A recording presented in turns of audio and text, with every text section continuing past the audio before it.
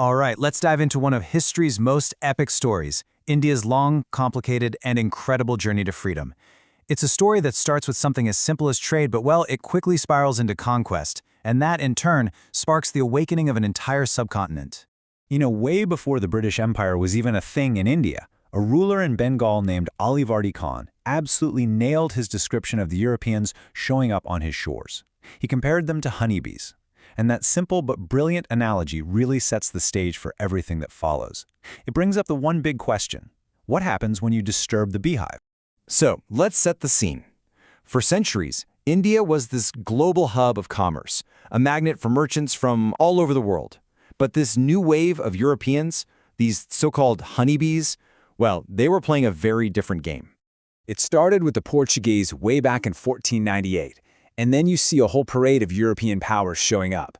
The Dutch, the English, the French, they all wanted a piece of the action, a slice of the massive profits from India's incredible spices and textiles. But see, among all these trading groups, one of them was different: the English East India Company.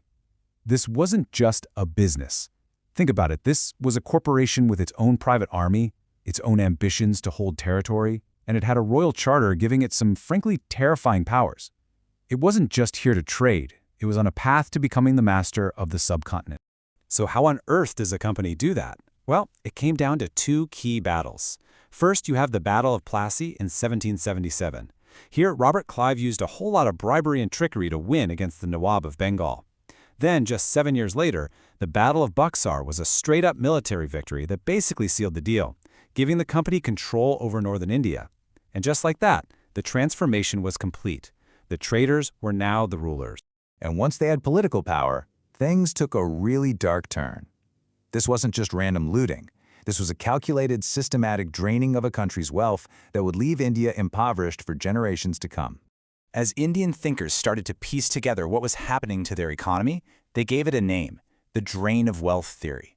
It's exactly what it sounds like. Imagine a giant one-way pipeline, constantly sucking money, resources, and goods from India and sending them straight to Britain, with basically nothing of value coming back in return. So how did this drain actually work? Well, a big part of it was something called the home charges. And this is where it gets really twisted. India was forced to pay for its own colonization. We're talking about the salaries of British officials in London, the profits for the company's shareholders, even the cost of military supplies bought in England. All of it paid for by India. This capital didn't just disappear. It helped fuel Britain's own industrial revolution. Dadabhai Naoroji, one of the earliest and sharpest critics of this whole system, did not mince words. He called this drain the evil of all evils, pointing to it as the single biggest reason for India's growing poverty. And this economic drain wasn't just happening at the top. It reached down into every village through these new land revenue systems. It didn't really matter what the system was called. Whether it was the permanent settlement, the Ryotwari, or the Mahalwari system, the end result was always the same: incredibly high taxes designed to squeeze every last drop of revenue for the British, often leaving Indian farmers with nothing. But you can't expect people to just take this lying down, right? Of course not. All this exploitation and loss of power sparked a huge wave of resistance, a fight that happened not just on battlefields, but in the hearts and minds of the people.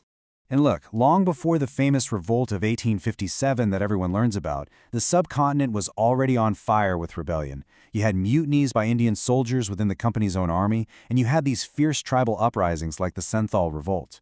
Resistance was there from the very beginning. But here's the thing. The resistance wasn't just fought with swords and guns. An equally important, maybe even more important battle was being waged in the mind. A whole new consciousness was starting to emerge, one that challenged not only the British, but also some of the old internal social customs that were holding India back. This period is often called the Indian Renaissance, and it saw the rise of these amazing social reformers. Their argument was powerful. For India to be truly free from the outside, it first had to free itself from within. That meant fighting for things like education, women's rights, and ending social discrimination. And this whole intellectual movement was led by some truly visionary figures. You had Raja Ram Mohan Roy, often called the father of the Indian Renaissance. Then there was Dayanand Saraswati, who called for a rejection of superstition. And Jyotiba Phule, who started this incredible movement for the rights of lower castes and education for women. So, you've got all this intellectual energy bubbling up, all these acts of resistance. But it was all a bit scattered. What it needed was a focus, a single organized political platform to channel all that energy. And that moment came in 1885. Interestingly, with the help of a retired British official, A.O. Hume, educated Indians from all over the country came together and formed the Indian National Congress. Now, this was a huge deal. For the very first time, India had a unified national organization to voice its concerns and its dreams. But almost right away, a massive debate kicked off inside the Congress. What's the best way to actually get freedom? On one side, you had the moderates. They believed in playing by the rules, in constitutional reform, and appealing to what they thought was Britain's sense of justice. But on the other side, you had the extremists. They had zero faith left in British promises and demanded direct action to achieve Swaraj, complete self-rule. And nobody, I mean nobody, captured the spirit of the extremists better than Bal Gangadhar Tilak.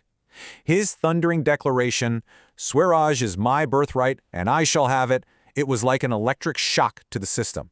It woke up a generation and signaled a brand new, much more confrontational phase of the struggle. So the British are seeing this rising tide of nationalism and they pull out the oldest trick in the imperial playbook: divide and rule. But this move was about to trigger an even bigger, more powerful wave of Indian resistance. You can see their strategy play out in 3 clear steps. In 1905, they split the province of Bengal right down the middle, creating a Muslim majority east and a Hindu majority west. A year later, they actively encouraged the formation of the All India Muslim League. And by 1909, with the Morley-Minto reforms, they introduced separate electorates, locking in religious identity as a political category. The goal was obvious: fracture the growing unity of the nationalist movement. But the partition of Bengal backfired, big time. Instead of crushing the movement, it lit a fire across the entire nation. The response was the Swadeshi movement, and this was India's first ever truly mass mobilization against colonial rule. And what made Swadeshi so incredible was its strategy. It was about everything. People boycotted British goods, refused to go to their courts and schools. They promoted Indian-made or Swadeshi products. They started their own national schools. And crucially, women came out onto the streets and joined the struggle in huge numbers for the first time. The song Vande Mataram became the anthem for a nation that was finally waking up. The Swadeshi movement had totally changed the game. It took the freedom struggle out of the hands of the elites and brought it to the streets, to the villages, to the people. A new, much more powerful phase of resistance had definitely begun. But with those seeds of division deliberately planted by the British, the ultimate question still hung in the air. Could a nation that was being intentionally pulled apart ever truly unite to win its freedom?